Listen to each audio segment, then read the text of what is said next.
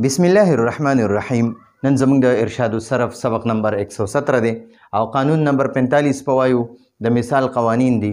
او د دې قانون 45 نمبر قانون چې دی کنه د یو سرو قانون دی. د یو سرو د قانون نمخ کې ما دا د لیکلي دي د دې قانون نمخ کې یو څو خبرې پیژندل لازمي دي. یعنی په دې یو څو خبرو باندې انسان ځان پوهه کی بیا دغه خبرې په خلاصه کې د قانون په خلاصه کې استعمالیږي. نو چې تر څو په دې خبرو باندې پوه شوی نه نو که زه بیا هغه د قانون خلاصه بیانم کم نو هغې باندې به داسې سرسري به پوه شئ. یعنی اکثر په بیا طلبا نه پوهېږي. نو د دې نه بهتره دا ده چې اول مونږ دا یو څو خبرې دلته لیکلي دي دا خبرې په دې باندې ځان پوه کړو. نو اوله خبره مونږ سره ده وایي چې کومه کلمه د افعالو په وزن وي چې کومه کلمه هم د افعالو په وزن وي نو د داسې کلمې درې قسمونه دي. د داسې کلمې درې قسمونه دي. مونږ خو مخکې صرف زده کړي افعالو تفضیل یعنی تفضیلي د زیاتوالي معنی وي پکې. خو دلته کې د افعالو په وزن چې کله یو کلمه وي نو د داسې کلمې درې قسمونه دي. یو ته افعالو تفضیلي وي افعالو تفضیلی او دویم ته افعالو صفتی وي او دریم ته افعالو اسمی وي. چې افعالو د افعالو به یا به د اسم تفضیل وي یا به د افعالو صفت وي یا به د افعالو اسم وي. د افعالو په وزن به وي خو یا به صفت وي یا به اسم تفضیلی او یا به اسم وي. نو اول موږ د افعالو تفضیلی تعریف کو. افعالو تفضیلی داسې کلمې ته وایي. افعالو تفضیلی داسې کلمې ته وایي چې د بلې کلمې مقابله کې په معنا کې زیاتوالی وي. چې د بلې کلمې په مقابله کې د زیاتوالي معنا ورکوي. لکه ضربه معنا ده هغه یو سړي وخلو کړل. ازربو معنا ده هغه یو سړي ډېر وخلو کړل. نو ګورئ یا ګورئ زید ازربو من عمر زید ازربو زید زیات وخلو والا دی من عمر د عمر نه یعنی عمر هم وهل کوي او زید هم وهل کوي. یا زید انصر من عمر د ازربو په ځای باندې به انصر واخلو. نو زید انصر من عمر زید د عمر نه زیات مدد کوونکی دی. عمر دونه مدد نشي کولی څومره مدد چې زید کوي. نو ګورئ زید د پاره مونږه انصرو اسم تفضیل لفظ استعمال کو صيغه استعمال کړه. نو دا زید زیات مدد کوي او عمر دونه مدد نه کوي. نو ګورئ د عمر نه د زید هغه د دې انصرو د وجې نه معنی کې زیاتوالی راغی. نو ګورئ افعالو تفضیلی داسې کلمې ته وایي چې د بلې کلمې مقابله کې په معنا کې زیاتوالی وي. لکه زید ازرب من عمر یا زید انصر من عمر. زید انصر من عمر زید انصر یا ازربو معنا د زیات وخلو والا دی من عمر د عمر نه. عمر دونه وخل نه کوي څومره وخل چې زید کوي. نو ګورئ د زید معنا وخلو کې زیاتوالی راغی. ټیک شوه د زید په معنا کې. نو دا ازربو دې دغه وایي افعالو تفضیلي ورته وایي. ازربو تفضیلي یعنی دا د اسم تفضیل صیغه ده. دا ازربو اسم تفضیل دی. اوس دا افعالو اسم صفت کله وي یعنی صفتی کله وي. اوس دویم نمبر دی موږ سره د افعالو صفتی تعریف. افعالو صفتی داسې کلمې ته وایي. افعالو صفتی داسې کلمې ته وایي چې د صفت معنی پکې موجوده وي. د صفت معنی پکې موجوده وي د زیاتوالي معنی پکې نه وي. لکه احمرو معنی ده سور رنګ او اسودو معنی ده تور رنګ. ابیضو معنی ده سپین رنګ او دغه شان ازرقو معنی ده زیړ رنګ یا شین رنګ. ٹھیک شو جی. دغه شان اوس د افعالو اسمی تعریف زده کوو. افعالو اسمی څه ته وایي؟ افعالو اسمی داسې کلمې ته وایي. افعالو اسمی داسې کلمې ته وایي چې نه پکې د صفت معنی وي او نه پکې د زیاتوالي معنی وي بلکې د چا نوم وي خو د دې افعالو په وزن وي. څنګه چې د افعالو وزن دی همدغه شانتې په دغه وزن کې د چا نوم هم وي خو نه پکې د زیاتوالي معنی وي او نه پکې صفت وي. لکه احمد وګورئ احمدو د افعالو په وزن دی. اشرفو د احمدو په وزن باندې دی. ټیک شوه. نو د احمدو ته مونږ احمد وایو خو لیکي به داسې طریقه کې او اشرفو ته مونږ اشرف وایو. نو دا د اسم تفضیل په شکل کې دي. یعنی افعالو دې ته مونږ افعالو اسمی وایو. ټیک شوه. نو درې قسمه افعالو راغی. افعالو تفضیلی چې د بل کس په مقابله کې د زیاتوالي معنی وي. افعالو صفتی معنی ده چې د صفت معنی وي پکې او د افعالو په وزن وي. او افعالو اسمی چې د افعالو په وزن وي خو د چا نوم وي.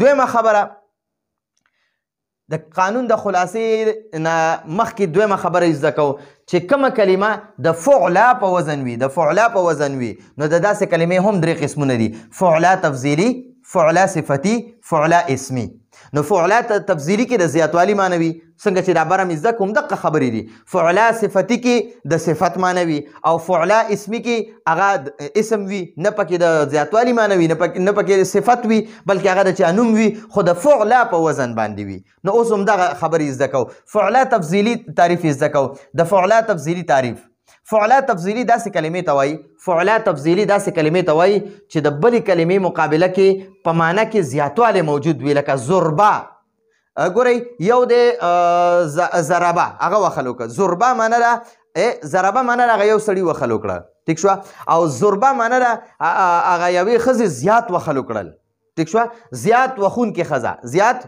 وخلو والا ښځه دغه شان د فعلا صفتی تعریف زده کوو فعلا صفتی داسې کلمې ته وایي چې صفت معنی پکې موجوده وي لکه حویکا حویکا معنی ده په ناز او نخرو تلونکې ښځه نو ګورئ د هغه د صفت پکې موجود دی حویکا ټیک شوه دغه شان د فعلا اسمی تعریف زده کوو فعلا اسمی داسې کلمې ته وایي چې د چا نوم وي ټیک شوه نه پکې د صفت معنی موجوده وي او نه پکې د زیاتوالي معنی موجوده وي بلکې د چا نوم وي توبه اوس دا توبه چې دی دا د یوې ونې نوم دی د یو بوټي نوم دی خو دا اکثر ماشومانو جینکو دپاره هم دا توبه نوم ایښی وي ښه درېیمه خبره د قانون د خلاصې د زده کړې نه مخکې زده کول لازمي دي درېیمه خبره چې کومه کلمه د فعلاء په وزن وي کومه کلمه د فعلاء په وزن وي نو د داسې کلمې دوه قسمونه دي فعلاء اسمي فعلاء اسمي او فعلاء صفتي ٹھیک شو نو دینه معلومه شو فعلاء اسمي چې د فعلاء په وزن وي خو اسم وي د چا نوم وي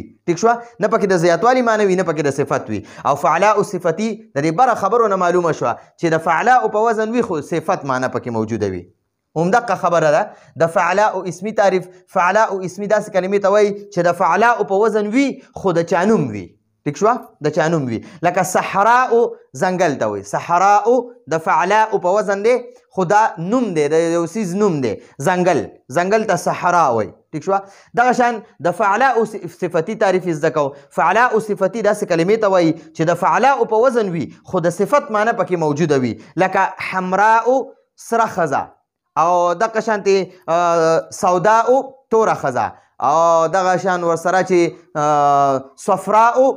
صفراء نو بیا هغه زیړه ښځه دغه کې وګورئ د فعلاء په وزن دی خو د صفت معنی پکې موجوده ده ښه د قانون د خلاصې نه مخکې څلورمه خبرې باندې ځان پویو د افعل صفتي دا چې کوم برم ووي دا ګورئ د افعل صفتي دا 2 نمبر درته یادوي د افعل صفتي او د فعلاء صفتي د فعلاء صفتي دا چې کوم دلته کې مونږ ووي دا یوه 2 نمبر یعنی په اوله خبره کې دویم نمبر او په درېیمه خبره کې دویم نمبر د افعال صفتي او د فعلاء صفتي د افعال صفتي او د فعلاء صفتي جمع د فعلون په وزن راځي د افعال صفتي جمع د فعلون په وزن راځي او د فعلاء صفتي جمع د فعلون په وزن راځي لکه افعل په وزن احمرو دی د افعل په وزن څه شی دی احمرو او د فعلاء په وزن حمراء دی د فعلاء په وزن حمراء دی نو اوس د حمراء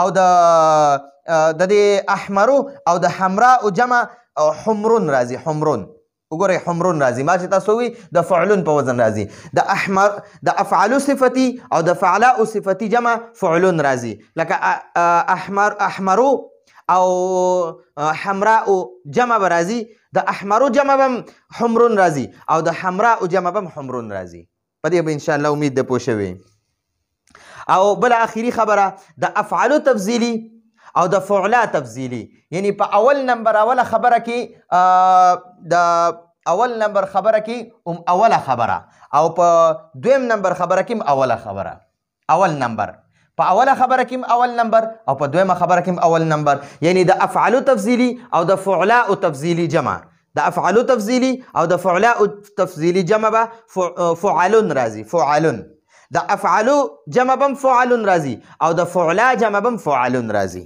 لکه افعالو په وزن ازربو دی د افعالو په وزن ازربو دی نو د ازربو جمع به زربون راځي او د فعلا په وزن زربا دی نو د زربا جمع به زربون راځي یعنی دینه د ازربو جمع به عمده زورابون راځي او د دې زوربا جمع هم همدغه زورابون راځي.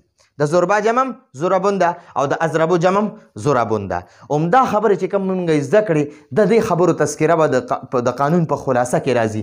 ځکه دا قانون دې خبرو باندې اول د دې تاسو ځان سره یو سکرین شاټ هم واخلئ او بیا د هغې نه که بیا تاسو لیکل کوئ. دویمه خبره چې دې خبرو باندې ځان پوه کړو نو موږ به بیا د یوسرو قانون په خلاصه باندې پوهیږو. نو انشاءالله د یوسرو قانون د خلاصې پورې اجازت غواړو. هذا هو المرام والله اعلم بحقیقة الكلام.